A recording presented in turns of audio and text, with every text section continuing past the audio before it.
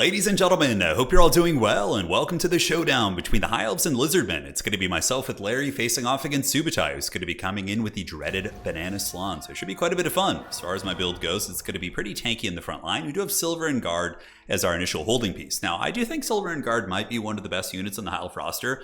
I don't play High Elves too often, once every couple months I'll jump on and play a game with them, but I do think that these guys are just hands down one of the best. High armor here is going to be super good against SARS and skink-based front lines. On top of that, 54 melee defense, anti-large against KROXIGORS and other monsters.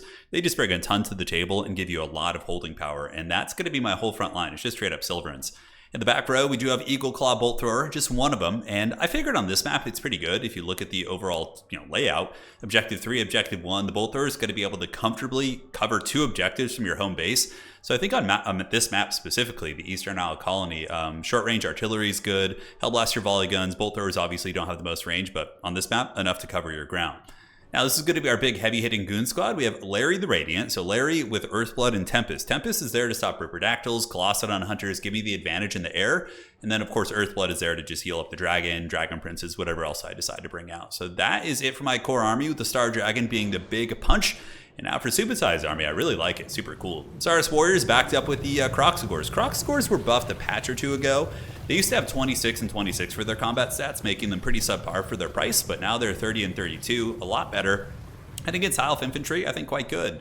And a lot of High Elf players do like to spam Lothar and Seaguard, and these KROXIGORS do have high armor as well as missile resist from their scaly skin. So yeah, I like the KROXIGOR build. I think it's fun, and even more so, I love the Cohort of Waddle. These guys have some nice utility against High Elves. The fact that they do magic damage makes them actually quite good against things like Dragon Princes, and honestly, they have good generalist stats. Whatever they fight, whether it be a big monster or an infantry, cavalry, whatever, they're going to do good. So yeah, it looks like more Spanking Paddle is going to be coming out. On the other side, we got Saurus Warriors, and more KROXIGORS here for Subutai. So we'll do a little bit of fast forwarding while the two armies posture and get in position. Initially, I do take the objective, so I have my Silver and Guard kind of anchoring here, and in the backfield, we are going to be calling in a big heavy hitter. It's going to be the Everqueen Scorecard. High armor piercing, high damage, and pretty good at range at 180. So I'm hoping to be able to rip some shots into the KROXIGORS while the Silver and Guard hold them in place. And then if he dives into the backfield, I use my Star Dragon, Larry, and potentially the Fireborn, which I do have in reserve to try and hold that point. So we'll have to see how it goes. Everqueen Scorecard unleashing a full volley here, and it does nail the KROXIGORS, and it does some pretty respectable damage in tandem with the Bolt Thrower that's shooting back there. So we do have the Eagle Claw, which is shooting into those guys. Now the front lines have clashed. Now Silver and Guard, what's really cool about them also is they do have charge defense against all, so even if they're charged by infantry, they will mitigate the charge bonus of that infantry unit, which is quite nice. I actually don't know who wins in a straight up fight between them and Saurus. I feel like the Saurus would win eventually in a pure grind, but a little bit hard to say. On the far side, the big Star Dragon and Larry going to be intercepting the pushing KROXIGOR, so the KROXIGORs making their way into my backfield, trying to get on the Everqueen Scorecard, but at this point I decide to pull back and just turn and shoot, as it looks like they're going to be bouncing into my front line, just trying to break my formation really. But Saurus Warriors are Saurus Warriors. I think Lizardmen have some of the best kind of mid to low tier infantry in the game. Like Saurus are just so resilient, and the Skinks are obviously incredibly quick at getting up on the objectives. But when Karl Franz was talking about hating Saurus, I mean, there's a reason for it. Anyone who's played Illustrian Empire campaign, oh my god, it's just straight up hell on earth trying to take down hordes and hordes of Saurus, especially when you end up facing off against like Itza, right? But I digress. We're here for multiplayer. Back objective is finally going to be going to us. Subutai with a nice play. He pulled a Kark play, actually going to take my objective. But at the end of the day, it looks like we're going to get it. And Silver and Guard quite resilient here. Looks like they're actually barely beating the Saurus, so maybe they do end up winning against Saurus. I brought a Reaver unit to try and rear charge here to break these Saurus Warriors, but the KROXIGORs rotated over rather quickly. Subutai, in the meantime, casting some nice banishments and Awakening of the Wood with his Banana Toad to punish the Everqueen Scorecard, who so far have accrued probably a couple hundred value, yeah, about 600, but they're going to be forced on the run, and though the Silver and Guard are holding well, I mean, they're facing insurmountable odds. KROXIGORs and Saurus Warriors, and honestly, look at the amount of damage they're able to give back in some of these fights, despite being heavily outnumbered in value. Just such a solid anchor piece. So backfield, though, it's getting heavy. The diving is coming in. I am up on value, and, I felt like we were trading pretty well, but Lizardmen are really, really good at taking objectives and just holding them, and with their elite mid-tier infantry, these Saurus Warriors, they are incredibly tough to get off them. So Spheres do chase away the KROXIGORS. Bolt Thrower still shooting into the KROXIGORs here, and probably has been gotten about 500-600 value so far, which isn't bad. Let's go ahead and zoom down here and take a look at this bad boy. Currently sitting at about 477, which is good for this point in the game. Everqueen's Court Guard turning around, ripping at those KROXIGORs, and now we call them the big heavy hitters. I think Fireborn they're a little bit risky in the Lizardmen matchup. They're pretty good at punishing things like KROXIGORs and have good dual utility against infantry, but Cold One Spear Riders actually trade very well into them. But with Larry supporting them, I feel like they can be worth it. So they make a nice charge in here, butter the bread of these KROXIGORs. These angry crocodile people are going to be paying the price with the anti-large attacks. And now looking on the other side, the Star Dragon, I believe, has gone to try and salvage Objective 3. I felt like I was really losing grip on all these objectives here, so I sent the Star Dragon over to help and support the Silver and Guard. And honestly, Star Dragon so far has been doing okay, almost 1,000 value, and there's still a hell of a lot of battle left to fight. As I do get triple capped here, it looks like. So it looks like the Dino's going to get those Spear One Riders over there. Spear One Riders, Cold One Spear Riders. And they'll get to the point. Tried to call in some Reavers to intercept the Saurus Warriors, but he had a nice little flank right there. Does get around the Bolt Thrower. And might be able to shut it down. Even a couple Saurus there are super sticky and super tough to remove. Everqueen's Court Guard still ripping some fat shots, putting some hurt on the KROXIGORs, but the Lizardmen are not without heals themselves. They do obviously have access to Earthblood, and I don't think he has Regrowth. Yeah, it looks like it's Earthblood and Awakening the Wood to trigger the Earthbloom, which is quite good. And here, like I said, Fireborn are still Dragon Princes. Even though they do have an anti-large, they still have all the same bonuses that a regular Dragon Prince has, so they will be pretty good at steamrolling infantry. So we move into the Saurus there, thinking I could break them, but I was like, wait a second, these are the dreaded Lizard Infantry. Let's get them back and see if we can maybe go jack an objective here. So instead of fighting Saurus back here for a minute, I felt like I was starting to feel the squeeze on the objectives a little bit. So here the Fireborn and Reavers going to be heading to Objective 1. It didn't look like he had a lot here, just some beat up KROXIGORs and some tattered Saurus in tandem with some Feral Cold Ones. So I'm like, okay, I think we might be able to take this objective, but there's a very sneaky Lizard flank coming in. I did not see these Cold One Spear Riders coming from the back, and I didn't take them into account when I made this decision. So the Cold One Spear Rider is going to be lurking through the tree line, getting a nice push as the Blood Statuette of Spite from this land. It's an activatable item from this land, which is kind of like a mini Malkoth's Mystifying Miasma. But even still, Fireborn melt the Feral Cold Ones, which wasn't bad. Reavers do get a nice engagement on top of the Saurus Warriors here.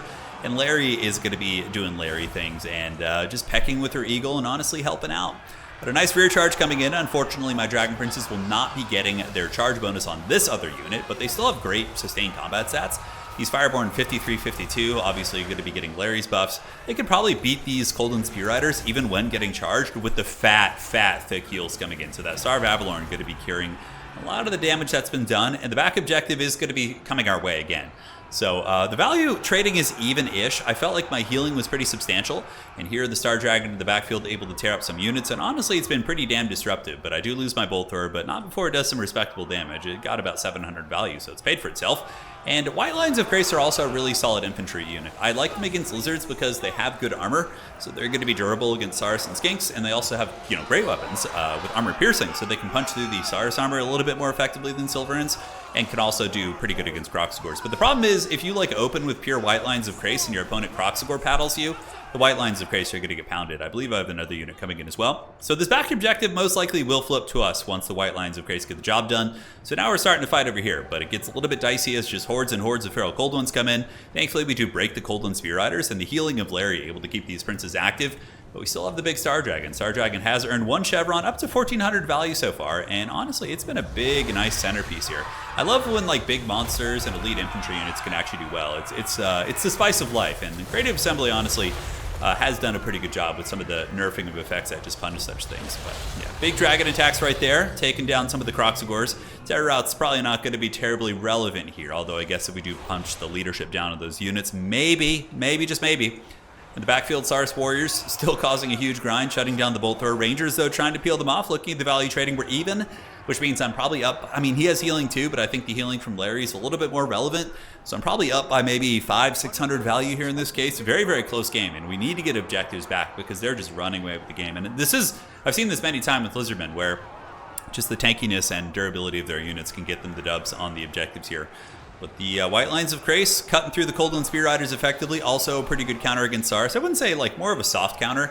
White Lines of Grace will defeat Saurus in combat if I'm not mistaken, but it's a soft counter. It's not super decisive or anything like that. Reavers coming in from reserve, and we do get a nice flanking charge on the Feral Cold Ones. Feral Cold Ones don't really have good enough stats to effectively cut through Reavers, who do have 38 melee defense. So we should be able to grind them down here, and this objective will be flipping to us as the remnants of the Fireborn continue cleaning up whatever we can. And now we're going to be making a move for objective number 1. So here we do have the Spearmen and Rangers, and now for the first time in the game, I started to feel like a bit of a comeback. I was like, okay, we secure our back objective, we're getting very favorable trading here, and it doesn't seem like anything in his army is able to effectively really deal with the Star Dragon, which has almost gotten 2,000 value, so it's just about paid for itself. And Larry also getting in there and pecking, but she's taking a bit of damage. I've got to be careful. As the Slant of Life getting in there, and he's dropping some of that banana magic, currently looking at the Slant's value. Probably pretty good, 2,400 on this Slant, which is pretty awesome, considering, you know, he's not even like a DPS Slant, he's a healing Slant. But there has been the banishments on the Everqueen's Court Guard, the Blood Statuette of Spite on my Elite Dragon Princes. All those little things certainly add up. So Rangers make it to the point, and High Elf Rangers are a decent unit. I always felt like they could use a cost reduction of like 25-50 gold. But even still, the Rangers are going to be able to cut through these remaining Saurus Warriors pretty effectively with their bonus versus infantry, which I believe is either 10. Yeah, I think it's in the ballpark. Yeah, it's 8. It's not the most heavy-duty bonus for infantry, but still they get the job done. Cohort of Fodl going to be coming in with the rear charge. Really nice application for these guys again.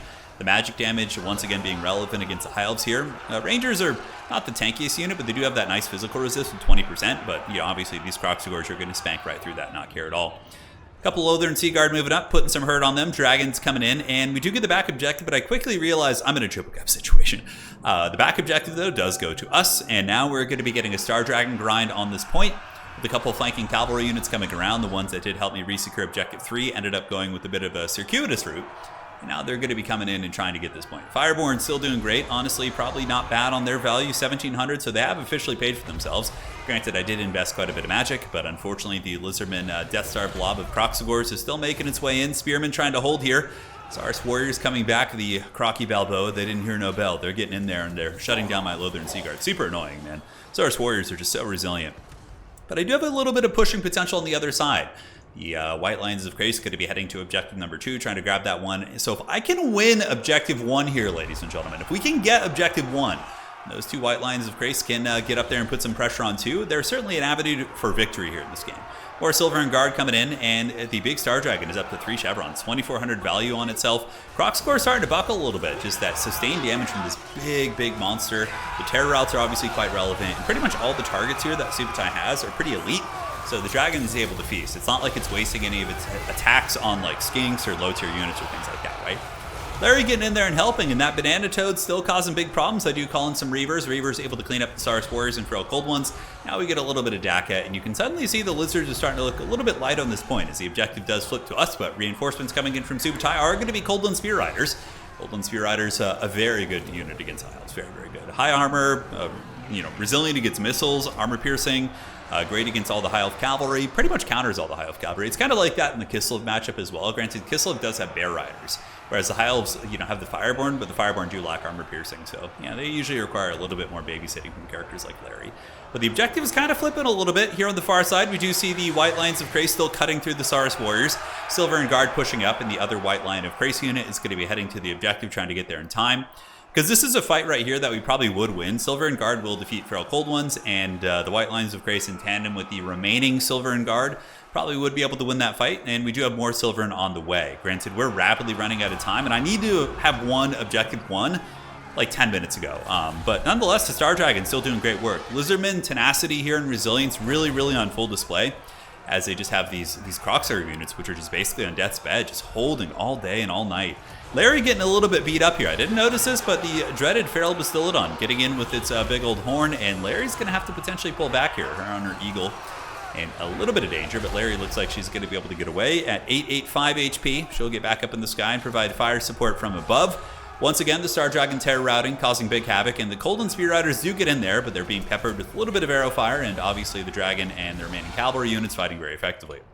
Like I said on this side, Feral Cold Ones do get broken, White Lions of Krace pushing, and we do see some clever girls in here, but really for this last minute push to have worked, we would have needed to have gotten objective 1 a little bit sooner to stem the bleeding to allow us more time on this side for our Silverans to kind of push up. But sadly, we weren't quite able to get it. Yes, we have pulled pretty well ahead on value, 14.7 to 14.2 with healing taken into account, and Larry, we're probably up by about 1,500 value, and it really is reflected. The Lizardmen are starting to slowly lose the battle, but they have been able to hold on to the points long enough to get the W here, as there's pretty much going to be no chance that the Dragon and company are going to be able to get it done. And yeah, the dragon's still causing big problems. Larry getting in there, and you can see the Slan about to die, but it just wasn't enough.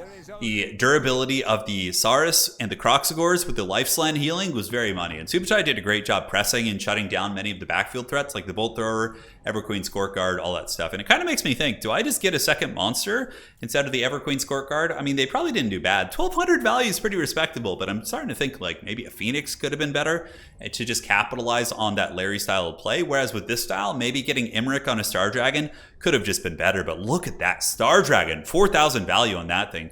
Silverins 1,300. I mean, Silverins are so good. Under all that pressure, they still got great value. Bolt Thrower paid for itself. Dragon Princess 1,700. I mean, nothing really did bad.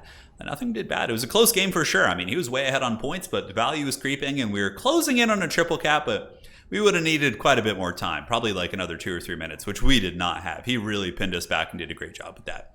I love seeing KROXIGORS in action. Seeing the old spanking crocodiles get the job done is fun. 3,100, man, on that Slan. The life Slan. That thing carried. Look at that. Jesus. The Blood Statuette is a really good item. It's like basically a free Malkoth that's bound, and then obviously Banishment and all that stuff is great too. Yeah, cool army. Very standard stuff. GG, well played. We'll see you guys next time. And there's a High Elf game for you. It was fun. I had a good time playing him. I'll admit it. GG. See you guys.